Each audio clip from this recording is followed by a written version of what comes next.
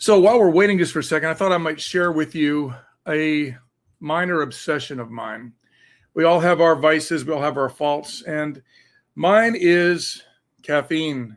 And since I couldn't come to Indiana this summer for the Conn-Selmer Institute, I figured the least I could do is honor that annual tradition by at least drinking from my Indianapolis mug. It's as close as I could get. Apparently, they have not come up with a Mishawaka, Indiana mug yet, but I'm always on the alert.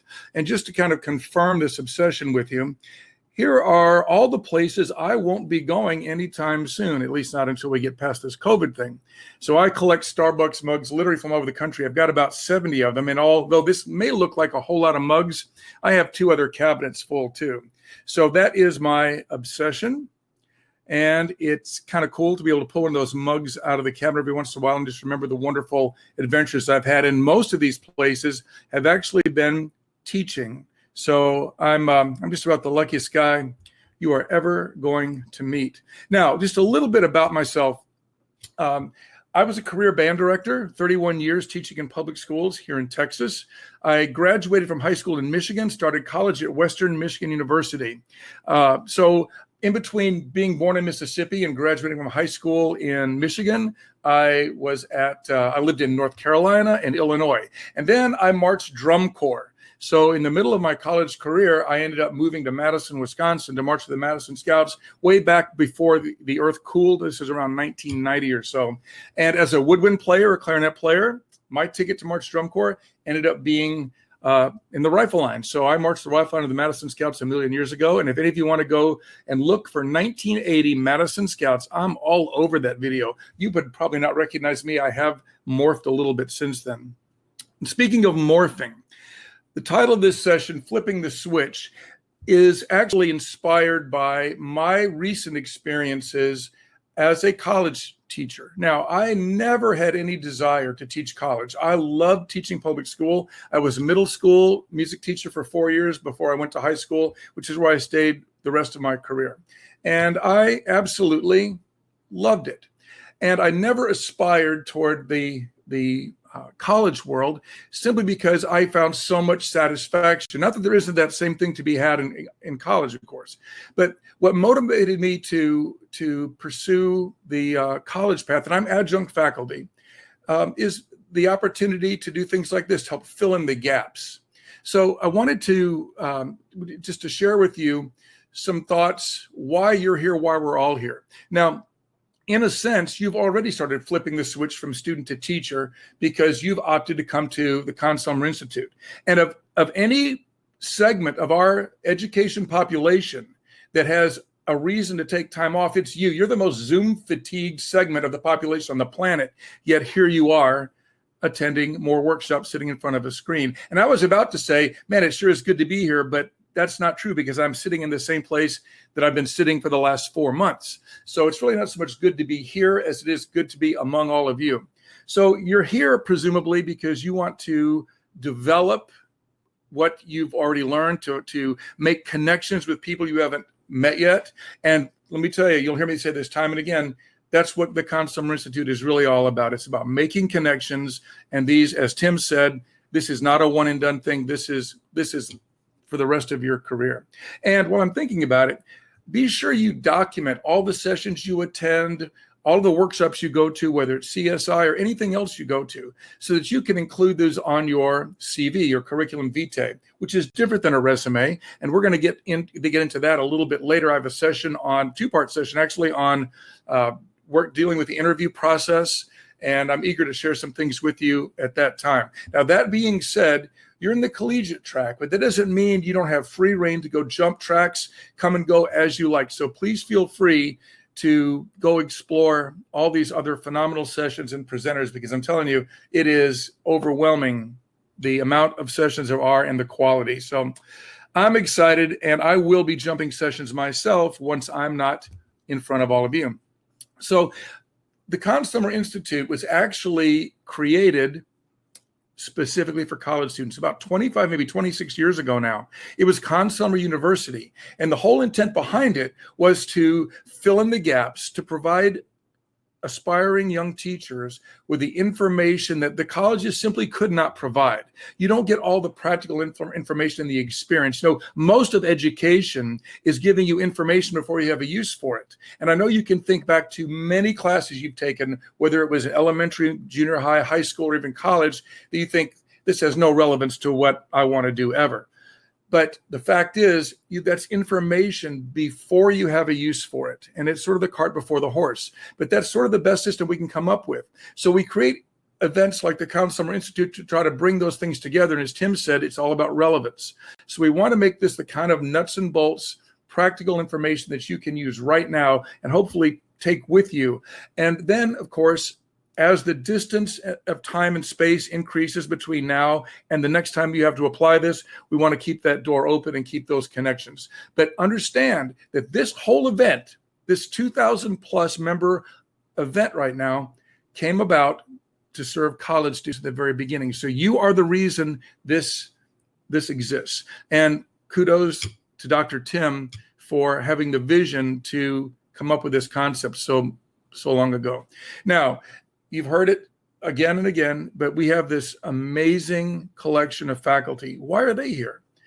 Well, all of us in this profession can think of dozens of people that were there for us along the way, that opened doors for us, that took chances on us when we really didn't have any reason to. That's the essence of faith, believing and trusting in something without evidence. And that was me. There were individuals early in my career, while I was still in college and even younger, that took a chance on me. They gave me an opportunity to do things I wouldn't have had otherwise. I didn't earn them. I didn't do anything except work hard. And if you work hard and you show up, you'll find that most doors open for you. So the faculty is here because everyone here wants to give something back to the profession and to the education that we received. So that's why we're here. Now, let's get into it. Nuts and bolts. What are some of the things that you have to do with when you're a student? And I'm going to start by kind of launching a little poll here. So while in college, have you shown up late for the same class more than once? Now, this is anonymous, so nobody's going to go back and tell any professors. Remember, I don't really identify with being a college professor as much as I do with just being a colleague of yours. And I hope that someday we'll get to know each other well enough that you'll start to feel that way too. But I identify more as just a public school band director than I do being a college professor. So please feel free to respond. While in college, have you shown up late for the same class more than once? And let's see what we got here.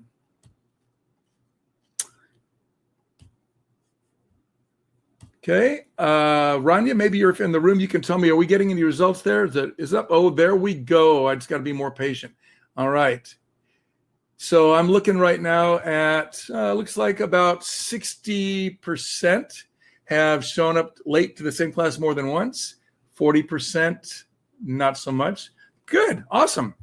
That's kind of impressive. Honestly, I figured it'd be more than that. I was definitely among the majority there. I showed up late more than once, but not to make an excuse. But at the time I was commuting, and it was so embarrassing for me to show up late that sometimes I would actually skip the class rather than show up late because I felt it would be somehow more respectful not to be there, and it would be to walk in late. So I know that may be kind of silly. I don't recommend that, but that was my thinking at the time. So another quick poll for you. Let's look at another question. So while in college, have you ever failed to turn in an assignment when it was due? Let's see about that one. Failed to turn in an assignment when it was due. Oh, 100%. Dang. Okay. So, okay, we do have a few more people now. Apparently, there are some of you that are terminally responsible. That's cool. 30% of you have not. Wow, I have something to aspire toward. So it looks like right now we've got about 74% have, about 25% have not. All right, one more question for all of you. Are you a morning person? Good luck with this one. Are you a morning person? So I see 72% identify with being a morning person. So as we're coming with these results here, let me kind of tell you, I am not inherently a morning person. I've become a morning person. My caffeine habit has assisted me, no doubt. But early in my college career, in order to help supplement my income, because I was just dirt poor, I ended up working at Dallas-Fort Worth Airport, driving a truck, delivering freight to the various airlines. And the job was supposed to be done at 11 p.m., but often I wouldn't get done until 1 in the morning. Then I would have 6:20 a.m. marching band with the Lake Highlands High School band, because I was on staff there. That's where I was really learning to be a teacher. So I was trying to flip that switch before graduation, working to get acclimated and build associations and relationships with teachers who were doing what I wanted to do before I actually got a chance to do it. So I ended up becoming a morning person, because when you start at 6:20 a.m., you don't really have a choice. You have to be ready for your kids. So that being said, let's identify some things that we have to do. Show up on time. Obviously, as a student, you have to show up on time. You have to have your materials. You've got to turn in homework. You have all kinds of extra events to attend. You have to give a talk. You have to be enthusiastic. Practice and prepare. And you know what? You're never done practicing. You just sort of have to decide, I'm done for now, because we're never done. You have to be engaged and be engaging. You've got to do research. People expect quality work. You're going to do group projects. I mean, that's the very nature of what we do in ensembles.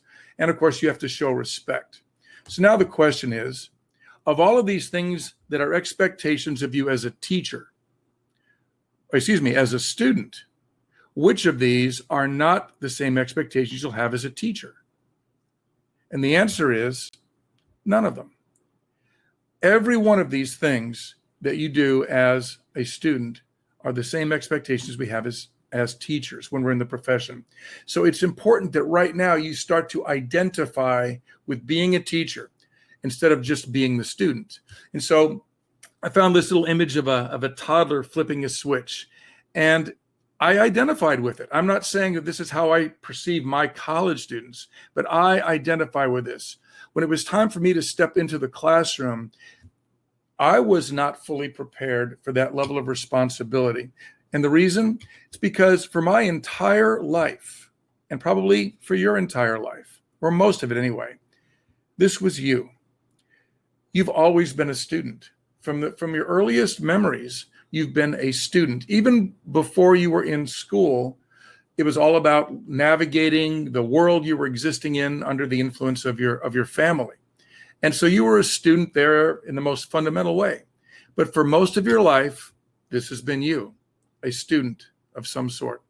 But now, for the rest of your life, you are in my world, if you want to say that.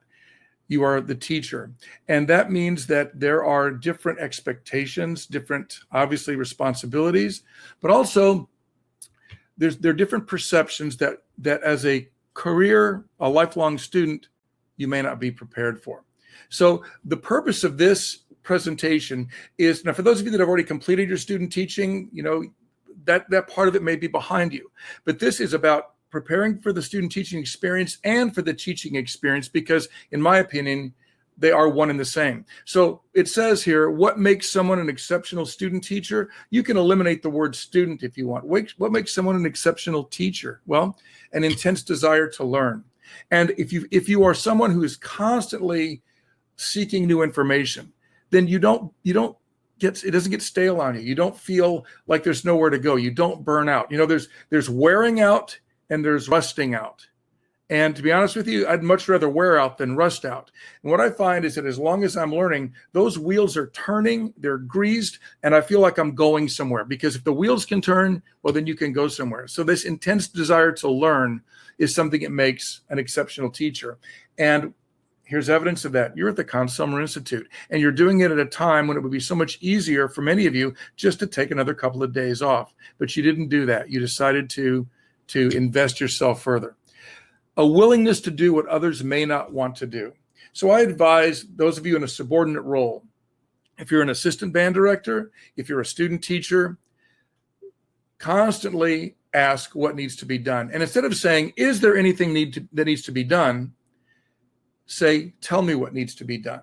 Because when you say, is there something that needs to be done, or is there anything else you need me to do? Sometimes that can be interpreted as if there's a hidden desire for there to be nothing, as if you're trying to elicit a response of, no, don't worry about it, we're done for the day. But if you say, tell me what needs to be done, you acknowledge the fact that there's always more to do and that you're willing to do it. And it's a very subtle distinction in the way you communicate with those you work with, but it's one that matters. Words matter. And when you think about how you can phrase things in such a way that invite people to interact with you, you're going to find you're much happier, and the people that you work with are much more willing to interact with you. I used to tell my students, walk up to me if there's a problem, if you've got a conflict with a rehearsal, or there's something that's creating a problem for you. Rather than come up to me and say, hey, I can't be at the concert next week, come to me and say, I need your help. I've got a problem here and I need your help. Because the moment you say to me, I need your help, I just melt into helpful mode. And that's again about building relationships. Loyalty, humility. As big as our profession may seem, it's incredibly small. And when I look at the faculty that we have, and I look at the names of the people I saw on the attendee roster, scrolling through those 2,000 names, there are a lot of people I know. And the fact is, we're very connected to each other. I bet we didn't have to go more than 2 or 3, maybe 4 people deep before we can find a connection to virtually everybody else in this profession in some way. So honoring each other, being humble, not trashing anyone or trashing our profession, because, we have to be champions of our profession. If we're going to expect the world to value us, we must value it too. And loyalty and humility are 2 things that sometimes get lost on society. What makes someone an exceptional teacher? A role model for kids, someone who is not controversial. Now, I started my career in 1984. And although you may not be able to tell it right now, I had kind of a baby face, and I was often being mistaken for a student. So I decided I'm going to grow a beard. Now, back then, beards weren't nearly as common as they are today. You see them all over the place. Tattoos, the same way. Tattoos are very commonplace, but in 1984, not so much. So I kept my beard very neatly groomed and trimmed. I never let it look scraggly or unkempt. But I will never forget the experience I had. This was at the end of my 7th year teaching. There were 3 brothers that I taught, the youngest of which was a 6th grader, my first year as a band director. So I had him for 7 solid years. And I became close to their family because having taught all 3 of these boys, I saw them at their best and their worst. I helped them through all kinds of things that kind of were extensions of the school environment. But the mom said to me after her son graduated, I have to confess to you, that first day I saw you, all I could think was, who is this bearded man coming to teach my child? Now, what's up with that? But that was her model, her paradigm. Something about the beard was off-putting to her. And I had no intent of that whatsoever. I certainly wasn't trying to conceal anything other than my apparent juvenile appearance, because I wanted to be perceived older. Now, I won't say that it backfired on me, but what I will say is that everybody comes with their perceptions. And what I want to do as a teacher is to be as available and as accessible to as many of them as I possibly can. And so I embrace conventionality in some ways, just because I think it helps me become more accessible. People can see kind of what they need to see to make them feel better about who they are and where they're going. An exceptional teacher is someone who is willing to arrive early and stay late. And that may seem very simple, but some of the most joyful times I had were when I got to school before everybody else, so I got just a few minutes before the world descended upon me. And preparation. We all have to prepare. And I'm going to get to do a little workshop later on. This is for the new teachers on avoiding young teacher burnout, and later on things to how to prepare for an interview. And I'm going to get more into the preparation thing then as well. Now, all of these things I'm sharing with you, I want to also acknowledge one of my colleagues who I believe is in the room, might not be at this point any longer, but Dr. Matthew Arau, who teaches at Lawrence University in Appleton, Wisconsin. He is a master when it comes to all of these, the mindset that it takes to be an effective teacher. And so if you have the opportunity, I know he's doing a session for the collegiate track, but any chance you have to be in his presence, learn from him, I highly recommend. Now, in a very practical sense, evaluate yourself. You've got to put yourself in an honest situation where you really are willing to look at yourself from an objective point of view. Now, all the materials I'm showing you here, I think you might have seen this in the pre-event email. I've created a Dropbox folder that has all kinds of materials from all of my presentations and a lot of supplemental materials as well.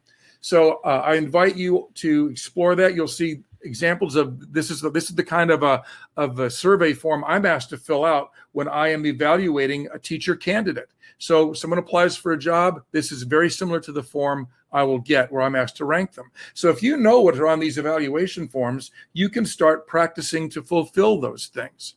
So evaluate yourself. And I'll say this again a little bit later too, but one of the things I have my student teachers do, in this semester, I had 8 student teachers to supervise and evaluate and to collaborate with. And I love that.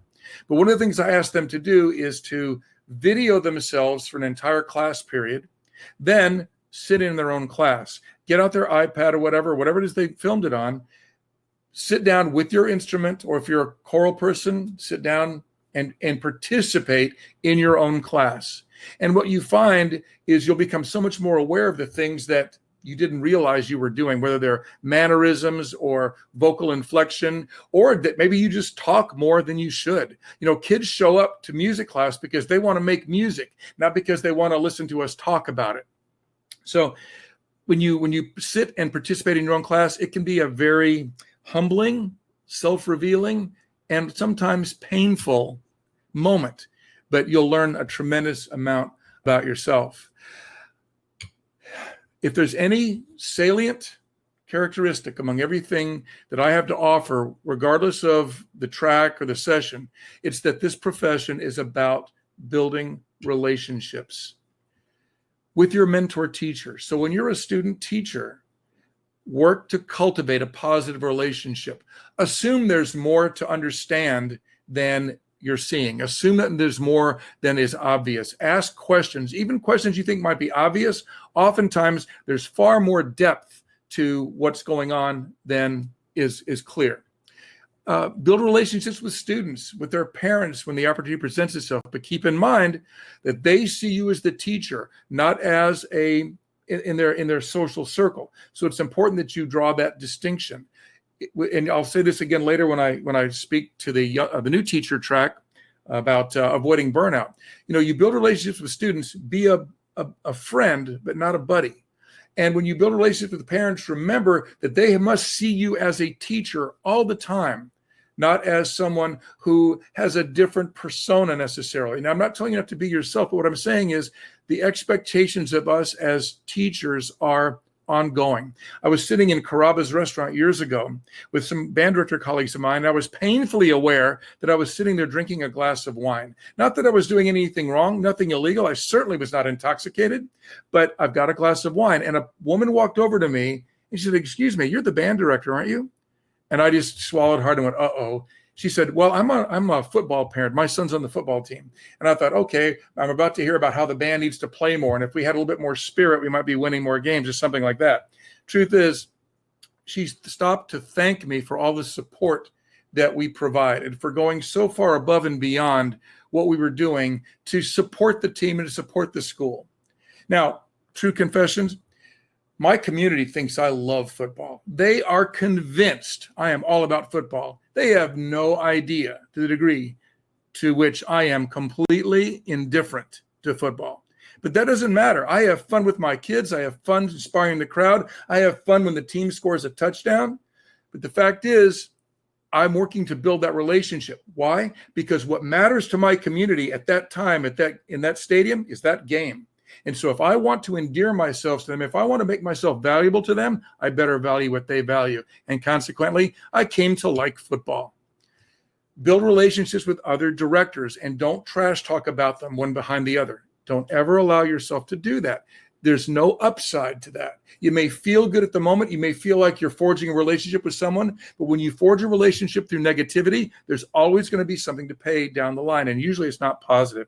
Build relationships with your administration. If the only time your principal ever sees you is when there's a problem, then your principal comes to associate you with trouble. So while you are student teaching, while you're in college, work to build relationships that are forged in opportunity, in something positive.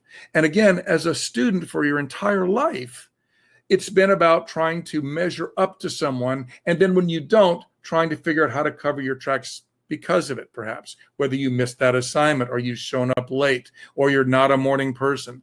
Those are all irrelevant when it comes to being a teacher. So we build these relationships based on positivity.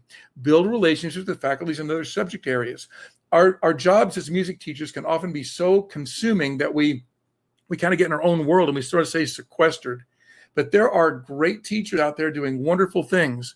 And when your students learn that you actually can do math or understand science, they're kind of freaked out because they think that our world is just music. But when we can draw the connection between science and music, or between history and music, or language and music, and all of those are easy connections to make, our kids start to see us differently. They start to see us in a more scholarly manner. And that causes them to value what we give them more. Because we're not just playing songs, we're not just playing bad arrangements of pop tunes. We are actually engaging them with the things that they value. Because remember, most of our kids are not going to go on to be music majors and music teachers. They're there because they find satisfaction in that social environment, in the intellectual challenge, in the artistic expression, and in the safety that we often create for them. And build relationships with other student teachers. Share information, share your experiences, but do it in a way that you're looking for the positive. It's always easy to snowball into the negative because when you're negative, you got nothing to lose. So look for the positive. That doesn't mean you shouldn't zero in on the things that aren't working. Don't misunderstand me on that. But you go to the people that can help you with that. One of the things I learned years ago, which I wish I had learned a little bit earlier, was never go to anyone who can't help you solve your problem. Never go to anyone who can't help you solve your problem. Otherwise, you become more the problem. So look for those people that you can vent to safely, whose confidentiality will be maintained so that you don't end up being sort of the flashpoint of a rumor mill or somebody who has a reputation for complaining. So getting the most out of your student teaching experience, just briefly, review your notes from your methods classes and add to them. I'm telling you, when you're standing in front of that kid and that kid is holding an instrument and you're trying to remember what position the hand goes in on the violin, or okay, now, how do you finger that note? Recently, I had a couple of student teachers, both of whom were saxophonists. They were very reluctant. This is 2 years ago now. They were very reluctant to ask me a couple of questions about trombone pedagogy. As I was talking with them, it became clear that the slide positions were a complete mystery to them. And it wasn't because they lacked intelligence, not at all. They simply had not had anyone help them with the connections among the overtone series, the slide positions, the valve combinations. So they came over to my place, and for 2 hours, we just explored the overtone series and looked at how all of this works.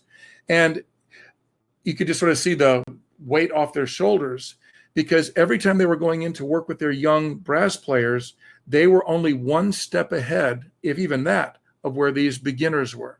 And so that was a source of frustration for them. Review your notes from your methods classes, add to them, and then have your list of people you can go to that are going to help you find the answers. And if you don't know the answer, it's okay to say, I don't recall what that is right now, but I'll find out for you. You never just leave it as I don't know. That's a terminal expression. You want it to be, but we'll find out. Assume there's more than what you see when you observe your mentor teacher. I like to do Chickowitz airflow studies with my band program because they're so good for developing range, phrasing, tone quality, intonation. Virtually all these expressive aspects can be developed through Chickowitz airflow studies. And I actually will introduce those to you in another session later. And I've provided the Chickowitz airflow studies for you in a Dropbox folder, so you'll have access to those as well. So I've got a student teacher, and I sat down with him and I said, so do you have any questions about the Chickowitz? And he said, no, I think I get it. And I'm just thinking, no, you really don't. He simply was looking at it as for what he saw on paper and only gleaning from it the most obvious of results. Look for more than you see. And don't be shy about asking questions about what may seem like the most mundane thing. And on that subject, rather than to say, so why do you do such and such, which could sound like you're almost being sort of accusatory, like maybe you're challenging them, say, is there more to this than I'm getting? I see this, but I'm just wondering, is there more to it? Because when you say it that way, you invite the person to respond either, yes, there's more to it, let me explain, or no, there's nothing more to it, you've got it. But that opens the door to them to make that call rather than you to sound like you are presuming something. Document your lessons. Write down what worked and what didn't. It's so important because when you can go back and reflect on what didn't work, you're going to be less likely to make that mistake again. Keep a journal, make a list of questions and ask them. That's so important. And just have it there where you can handwrite. My recommendation is when you're making notes in class, when you're in an interview, use a good old-fashioned legal pad and a pencil or pen, because technology tends to put distance between us. And when you're in a rehearsal and you're writing down on a pad, no one presumes that you're somehow texting someone or that you're on some website or there's something else going on. You appear to be absorbed in what you're doing at that moment. Whether you are or not, that's the appearance. And that will help endear you to the people you work with and help them to perceive you as being someone who's more invested in what's going on. As I said, video yourself teaching and then sit in on your own class, and you'll be shocked at what you learn. Now, whether you are currently a college student, a soon-to-be student teacher, a current student teacher, or if you are a graduate already in your career, I want to welcome you to the profession. I may not be the first, but for those of you who have not heard this yet, I get to say that to you. Welcome to our profession. It is one of the most gratifying things I can think of. I can't imagine what my life would be like if I weren't a teacher. And I have had my moments where I moved away from the profession temporarily. And I have a session later with Alfred Watkins called Dealing with the Doubt. Because I remember as a college student, even into my career, there were times when I questioned, is this what I was meant to do? And we're going to explore some of those things, and you'll get to hear how Alfred and I approach our lifelong connection with this profession and how we sort of navigated some of those challenges. So it's time to start thinking now about the people you meet as your colleagues. So as you attend CSI, it's okay to kind of test those waters. Paula Kreider, phenomenal person. You might introduce yourself and call her Dr. Kreider, but I'll bet you in no time she's going to say, call me PC, because people are just like that in our profession. We kind of take down the walls. We get rid of all those levels of formal deference, and we just sort of meet each other on the same ground. And that's one of the wonderful things about this. Now, tomorrow night at our the last session of the afternoon, tomorrow afternoon, and then a skull session tomorrow night, we have a session called Questions You're Afraid to Ask. This is an opportunity for you to submit questions anonymously through a Google form. And when I say anonymous, I mean anonymous. Anything that you'd like to ask that maybe you would rather not ask out loud. And I think there was a link in a pre-event email that was sent to you that has that. If just for your convenience, though, let me go ahead and put this link in the chat window right now. So I'm going to copy this, and in the chat window now is a link to that Google form. So please take advantage of that. I'll have a panel of people that will convene tomorrow afternoon and tomorrow evening to answer those questions, or as many of them as we can get to. And then, of course, those that we can't, we're going to invite you to follow up with us personally. So that's what I have for you so far. At this point, I'm ready to take any questions. We've got just a couple of minutes left here. Rania, I have not been monitoring the chat window as diligently as I should. If we have any questions comments have been flagged as questions, I'm all about that. Anything that I can answer for anyone before we wrap things up here. So I am most eager to take your questions. Not that I'll be able to answer them necessarily, but I will be eager to at least read them. So Matthew Rao says, I guess what I'm referring to, sorry, Matthew, I missed that entirely. Emma, where is the Dropbox with the information and handouts? If that Dropbox link was not in the previous email, I will make sure that you receive it. My email address, I'm going to put that in the chat window right now. You are welcome to email me with anything that you want. I have no secrets here. Troyka at Conn-Selmer.com. Feel free to email me if you don't find that Dropbox link in the next presentation or two. But as I know I've included it in some of the correspondence, I thought I had done it in this pre-event correspondence. Maybe I have not. So I promise you I will get that to you. I would give it to you right now, except I don't trust myself to navigate away from this screen and find Dropbox successfully and then come back. Any other questions? Anything I can help you with? Dave says, the Facebook group would be a great place to add links. Noted, David. Thank you very much. I'll be happy to put those links there. Absolutely. Any other questions or comments?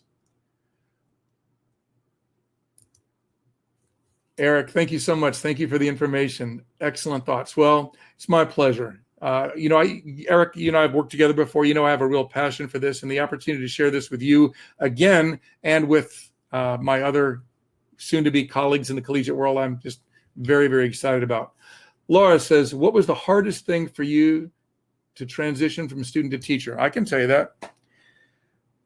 I thought of myself, even as a young teacher, I still saw myself as a kid.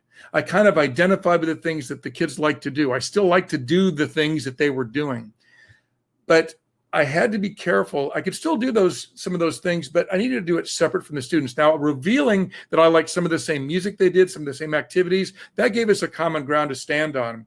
But you've got to be very careful not to be drawn into that social world. And that was something I had to work at because, like I said, I identified more with the 18-year-olds, 17 and 18-year-olds in some ways than I did with the 25 and 26-year-olds. And that's simply because that was the world I had been used to all of my life. So that was really the biggest challenge for me in flipping that switch. Emma says, as a college student teaching lessons at a high school, how do I ensure that I keep a professional persona, seem old enough to be their teacher? Wow. Number one, the way you present yourself, the way you dress. The current, he was just appointed the director of the School of Music at Oklahoma State University. His name is Dr. Jeff Leffert, brilliant, brilliant musician and teacher. Right out of high school, I hired him to be my saxophone teacher when I was teaching in Houston. And of course, he looked like a kid. He was 18 years old. But every lesson, and I never told him this, but he showed up to his lessons wearing a sport coat and slacks because when a parent came in the room, he wanted to be clear that he was a teacher and not just another kid. So it starts by how you present yourself. That's one way to gain that professional respect. In fact, all through my career, most of it anyway, I would wear a sport coat to school every day. And the reason is because it changed the way my colleagues perceived me. Not that I was trying to outdo them or one-up them, but my kids appreciated the fact that I wore a sport coat. It was sort of a way of honoring them. Now, I'm not saying you have to do that. I'm saying that was part of my style in terms of establishing how I wanted my students to see me. Now, Emma, I also do a presentation called How to Be a Private Teacher While You're Still in College. So if you'd like to email me, I'll be happy to send you those materials as well. So and give you some extra thoughts. Maybe we can follow up later on a phone conversation. All right. Anything else? Last call for any questions before we wrap things up and let you take a little break before the next session. All right. Well, guys, this has been remarkably fun for me. It's weird because I'm used to a conference where I can actually see the attendees, much like Zoom or GoToMeeting, that kind of thing. So speaking to my computer where I can only see myself and then see the chat window is just a little bit creepy. But I guess you could say I'm getting used to it. And this is the world for right now anyway, that we have to learn to master. And I think it doesn't have to be so much of a hardship as it can be a joy if we look for it that way. I got a couple more questions here. Alana, how did you decide which age group, high school, middle school, elementary, I worked best with? Wow, that's a great question. I think I like working with the high school kids more simply because at that age, they are on the brink of discovering who they really are. In middle school, they're all still kind of little actors trying to be what they think their social network needs them to be in order for them to be validated. In high school, they're starting to become more independent. The literature, my particular intellect, not that it's high, but just the way I think is what I'm getting at. I think high school kids identified with me more, but I will tell you, I love teaching beginners. Oh my gosh, those kids are so much fun. So I guess the way I decided which group I identified with most was because I just did it.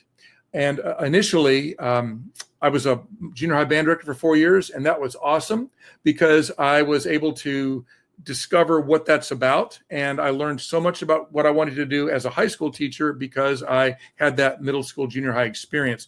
And if I were to design a template, I'd say if you have the opportunity to be at a middle school before high school, that's a great place to cut your teeth. Hannah says, when you have to share space with the other music teacher, how do you, as a new teacher, claim the same time and the space for your students? My tendency would be to let the band teacher have the space all the time since he has seniority. I think that's one of those things, Hannah, where you just sort of have to sit down and just talk things through and just say, tell me, you find out what your colleague needs and then just express what you need and how can you help me? Here's what I need. It's about building a relationship. Obviously, you don't want your students to be at a disadvantage simply because you're a young teacher. But I think you build that relationship, show the proper respect and deference to your older colleague, but then simply ask for what you want in a very polite, reciprocal way. That would be my advice. And if you want to go more deeply into that, please feel free to contact me. Eric says, how has COVID-19 changed how you've been preparing your college students that you teach? That's a really great question because I made it a mission of mine that I did not want to be just a talking head. So I worked with them and we did our classes through Zoom. I worked to create experiences that were interactive. So we were supposed to do a conducting project where they got to rehearse a high school band for 30 minutes on a piece of their choice that I helped them prepare. Obviously, we didn't get a chance to do that. So what we did instead was we prepared our scores, we listened to recordings, and we presented to each other how we rehearse certain things. We brainstormed with each other how we would rehearse those things in each piece of music. And it was really wonderful because we were kind of killing two birds with one stone. In addition to just practicing the score study and the rehearsal preparation part of it, we were learning new literature. And that was really very fun.